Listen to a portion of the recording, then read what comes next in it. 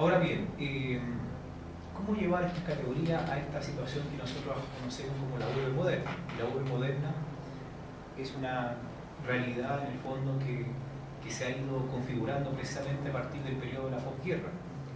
La ciudad moderna en el fondo no dista mucho de ser lo que había sido la conglomeración urbana del siglo XIX. Ha centrado una disciplina de estudio precisamente para poder delimitar cuáles son los elementos que la determinan. No solamente tiene ciertas características en los países desarrollados, sino que también en los países subdesarrollados. ¿Cuál es la característica? Es el enorme crecimiento de las ciudades, la aparición de un número cada vez mayor de asentamientos análogos que requieren de alguna manera analizarlo y comprenderlo.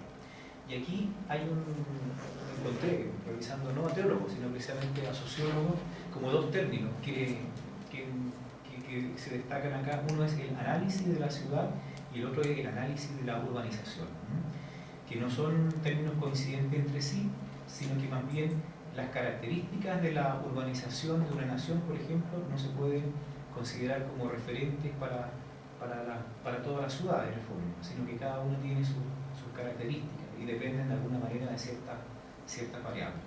No obstante, cuando hablamos de la urbanización, ahí aparece con mucha fuerza los elementos claramente estadísticos.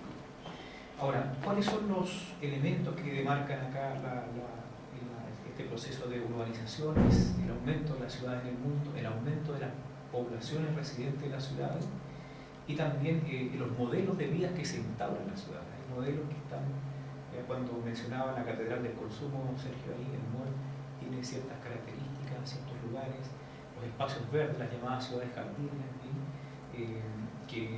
y en el fondo un concepto que también se llama la rural urbanización, es decir, generar como la nostalgia de lo rural, pero precisamente instaurado en el mundo de la ciudad. Una ciudad, digamos, que está marcada también por ciertos límites de dimensión, de densidad y por un sistema de valores y actitudes que conforman en el fondo la cultura urbana. Ahora, pero ¿cuáles son los elementos de esa cultura urbana?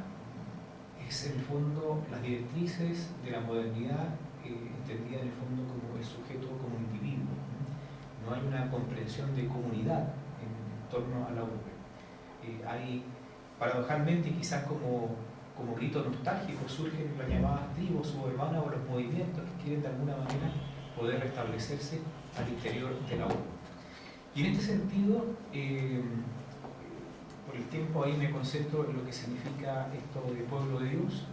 Esta categoría implica una superación del concepto, es decir, no una superación, porque no lo conoce en el fondo, significa una comprensión totalitaria del hombre en relación con los otros.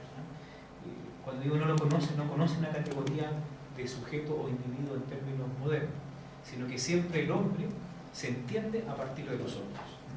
El hombre constituye carne, en el fondo, ese concepto de carnalidad, dimensión corpórea, junto con el otro.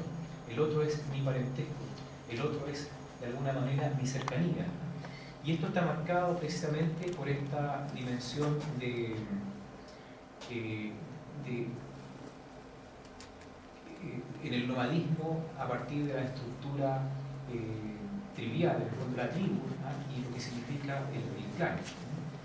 Ahora bien, cuando hablamos de categoría de pueblo de Dios, se constituye no solamente en una realidad sociológica del Antiguo Testamento, sino que pasa a detentar una categoría teológica, porque se constituye el pueblo de Dios convocado precisamente por Dios. Ahí hay un término que es el término de cajal, que significa el término de la asamblea, y el concepto de am, que es el pueblo, pero en sentido dinámico. Y eso lo tiene muy claro el judío, el creyente judío, en referencia a que cuando habla de pueblo de Dios, se habla de pueblo en sentido dinámico, a diferencia de los otros pueblos, en el fondo, que no están marginados de esta realidad salvífica, pero en el fondo son los goyim, en el fondo son las naciones paganas.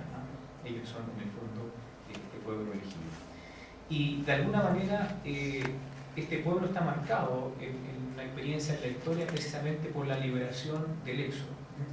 hay un carácter importante que es el carácter de peregrino, el carácter en el fondo no estático de esta dimensión de pueblo. Es decir, así como Israel, según su historia, según su carne, fue peregrino por el desierto, así también el pueblo de Dios está llamado, como nuevo Israel, a ir caminando en búsqueda de esta provisionalidad hacia lo definitivo. Y ahí, curiosamente, viene la urbe, pero la urbe del más allá, en el fondo, esa ciudad futura o permanente. Y ahí, en el fondo, aparece esta riqueza dinámica. Este concepto implica congregación, relación de horizontalidad con los otros, e implica también un sentido de origen o destino común. Esto quizás sea una categoría que nos debiera intraeclesialmente cuestionarnos, por ejemplo, cuando el dolor del otro o la carencia del otro no produce cierta resonancia en nuestra experiencia. Entonces, eso es impensable en la categoría de pueblo de Dios como se entiende en el Antiguo Testamento. El pueblo de Dios vive su provisionalidad, su condición de peregrino, caminando en el fondo hacia la tierra prometida. Y quizá esta visión de pueblo de Dios que se describe en el inicio permite de alguna manera tomar la conciencia de la relación con los otros. Esta idea de también las consecuencias, de alguna manera la bendición es una bendición que se distribuye para los otros y la maldición también puede tener consecuencias colectivas. Hay un tema interesante que el pecado colectivo puede tener en el fondo repercusiones también para los otros, a diferencia de la sociedad individual donde cada uno vive su metro cuadrado. Y quizás en este sentido conviene destacar o subrayar esta dimensión como de fecundidad de pueblo elegido. La comunidad en el fondo aparece como una comunidad viva, una comunidad con historia que está involucrada con el pasado, se siente heredero en el fondo de las promesas y está llamada en el fondo a ser signo de bendición.